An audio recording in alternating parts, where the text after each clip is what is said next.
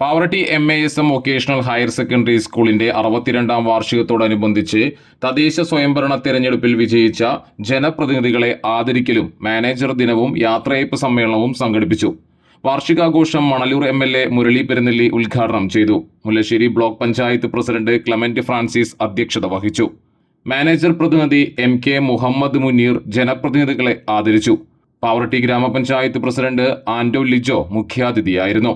സ്ഥാപക manager MK Muhammad ഹാജിക്ക് സ്മരണാഞ്ജലി അർപ്പിച്ചു. മാനേജർ VK മറിയുമ്മ, ജില്ലാ panchayat member Greeshma Baburaj, block panchayat member Naseema Haris, ഗ്രാമപഞ്ചായത്ത് മെമ്പർ തോപ്പിൽ കമാലുദ്ദീൻ, മുൻ ജില്ലാ panchayat member advocate Muhammad Ghazali, PTA president Sabitha Shaji, principal K Hussain, VHSS principal KV Shine, പ്രധാനാധ്യാപകൻ C ജോയ് ചെറിയാൻ എന്നിവർ സംസാരിച്ചു. അധ്യാപക രക്ഷകർതൃ ദിനവും വിരമിക്കുന്ന സ്റ്റാഫ് അംഗങ്ങളായ Viju John C, Jayasree UC, Prasanna K, Raghu CU എന്നിവർക്ക് യാത്രയയപ്പും നൽകി.